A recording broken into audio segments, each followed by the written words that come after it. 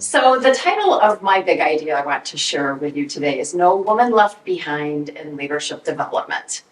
And that's a bit of a play on, you might have remembered in US politics, No Child Left Behind. And so that was an intended play on words. And this presentation is based on this chapter, which I shared with you. And I will mention in 2017, I wrote this chapter solo and then was asked for the second edition of the book to revisit it.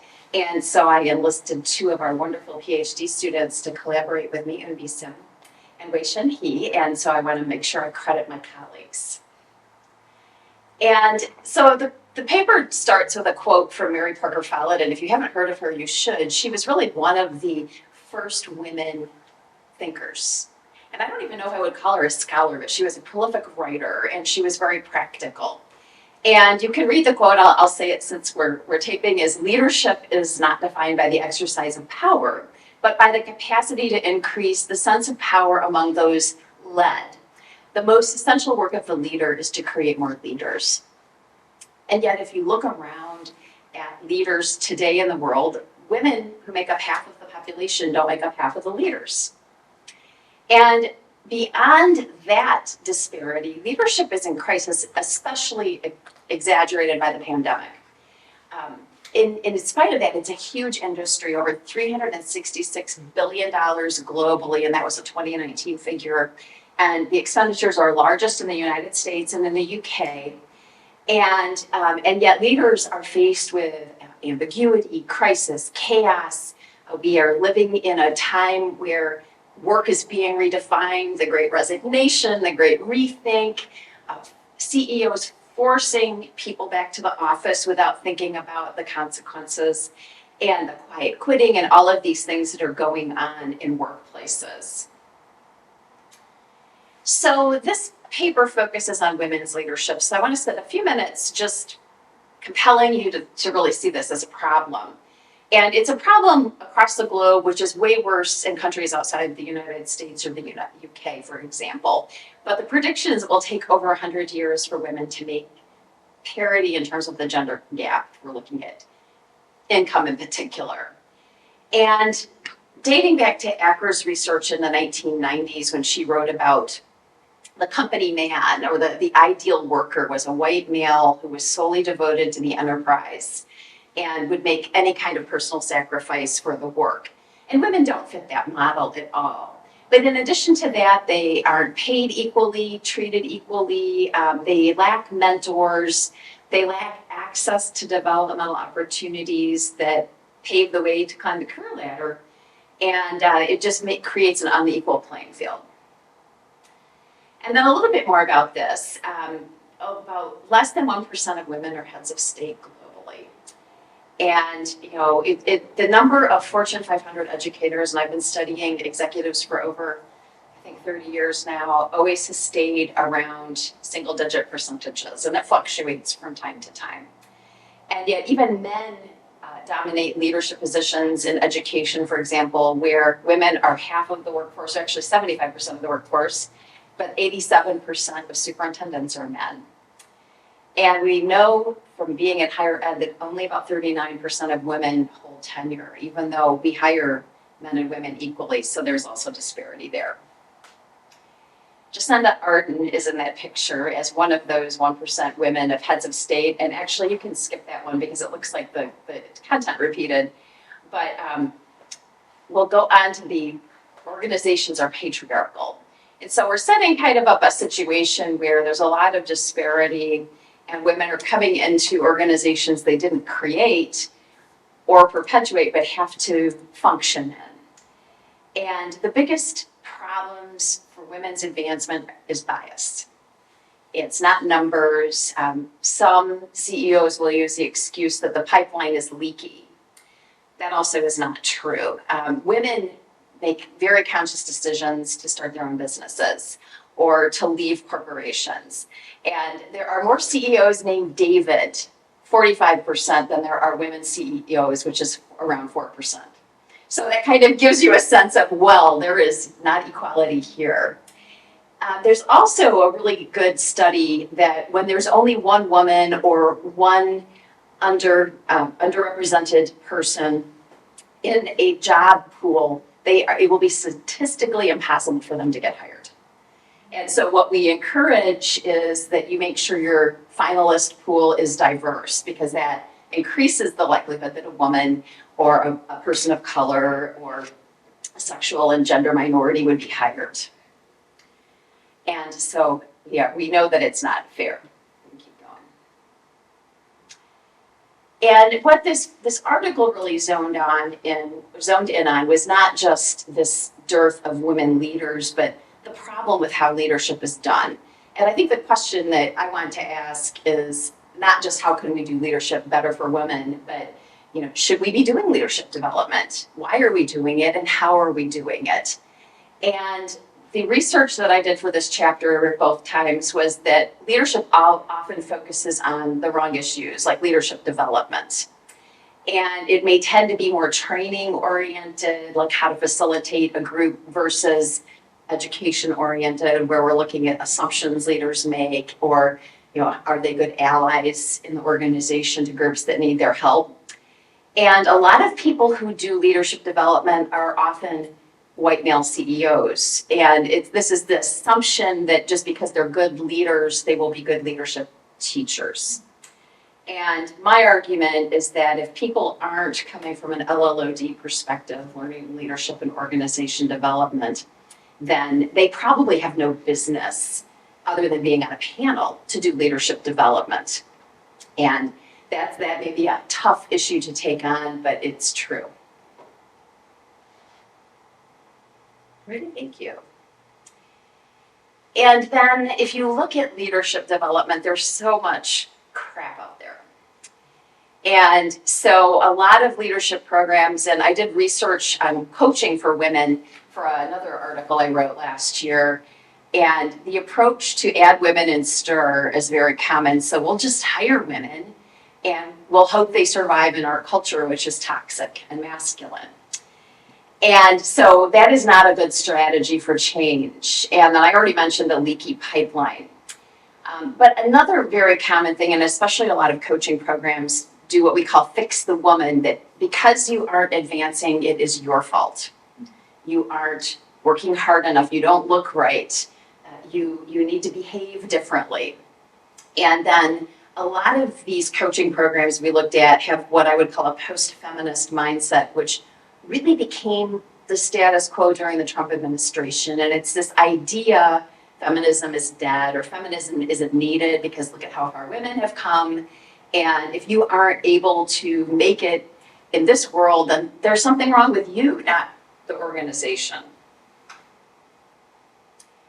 And probably a couple of my favorite books about leadership, Ellison and Spicer here. This book is called Leadership Stupidity. And then another book I'll mention in a moment, it looked at critical perspectives of leadership. But they're challenging that leadership research is based on all of the wrong assumptions, because they're only asking leaders, how do you do it? How could you do it better? Not, is it relevant? Or can we think critically about what does it mean for you to be a leader? You can go on. And then Learmonth and Morell's book is one that I've used when I've taught the PhD leadership course.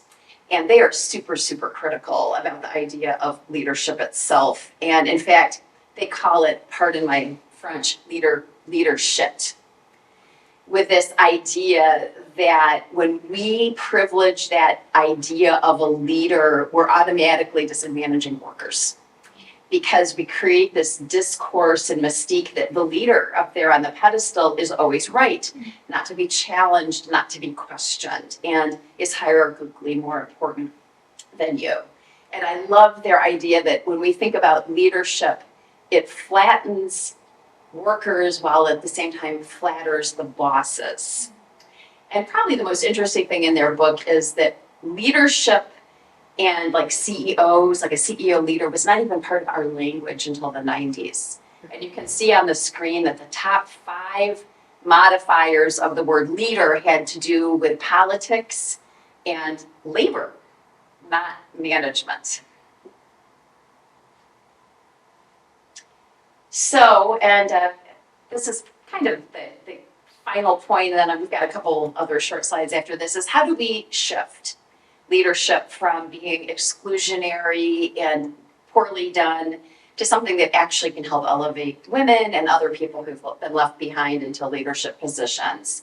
And first of all, we do have to challenge post-feminist ideology. And what makes it so tricky is organizations tend to be post-feminist. And so when a woman starts advancing in an organization, she becomes acculturated to patriarchal culture and behaves in a way that doesn't help other women or other people who've been excluded in the past. So it becomes a very double-edged sword as you climb the ladder to challenge the system.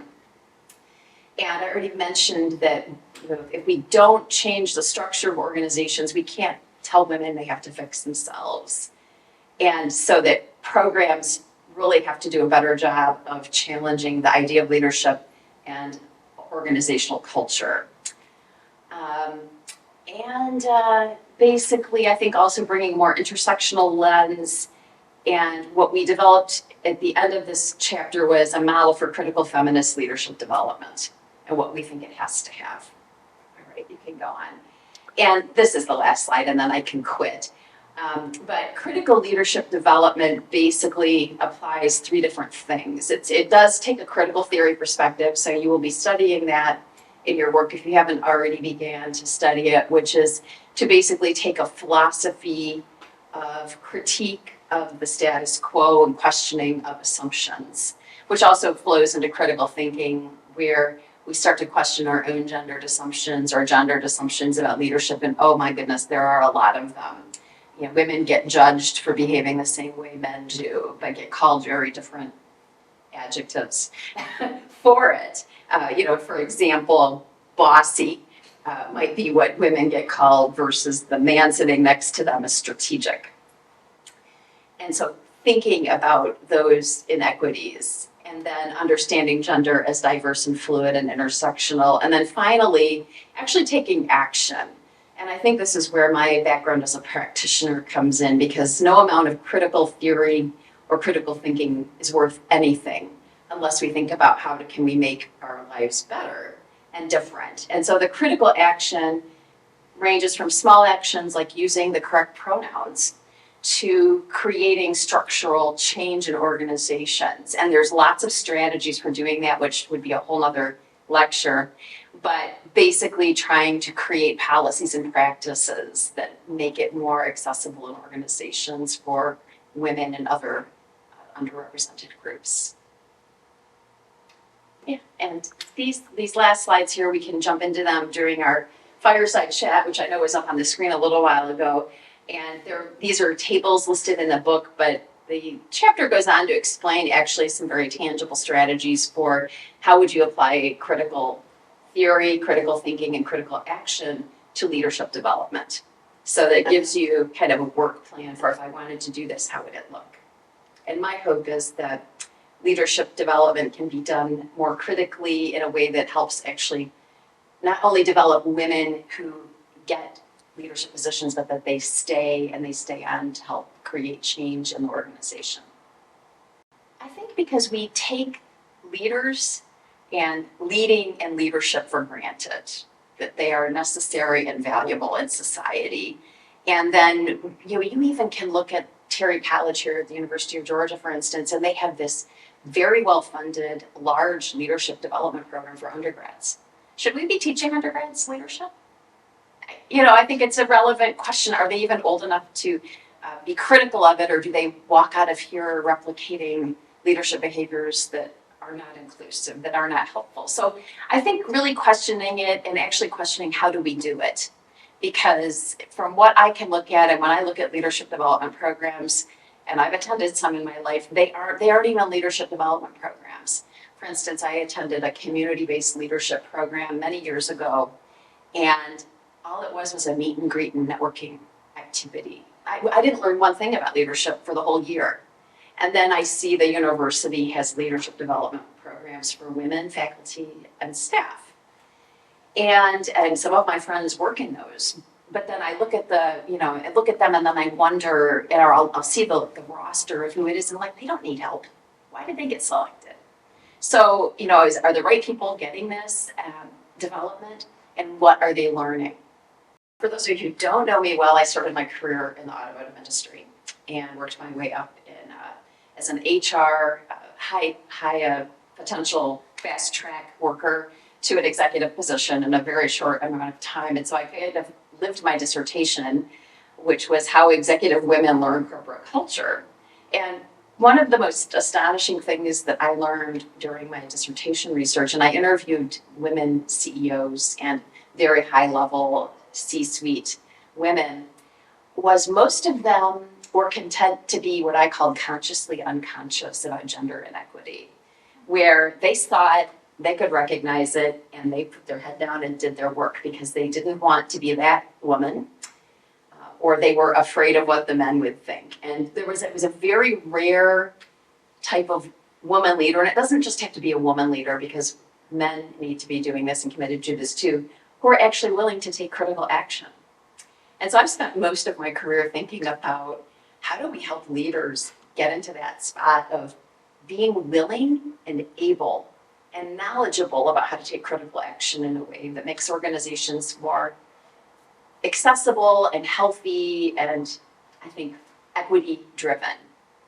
So that's why it matters. And I had my share of experiences as a young woman executive that also shaped that view of the world. I know you did. Like the time the CEO, when I first met him and he sat beside me in a meeting and found out I was doing my doctorate, asked me if it was in home economics. I'm in the automotive industry in Detroit, Michigan. What do you think? I love home economics and I love Martha Stewart. But, there weren't too many home economists running around in automotive manufacturing. So, that was just one moment and that was a transformational moment for me, I have to tell you, when somebody, that's what the CEO thinks of women and they were getting an education. And that was in the 90s, not that long ago. Beautiful. Thank you so much.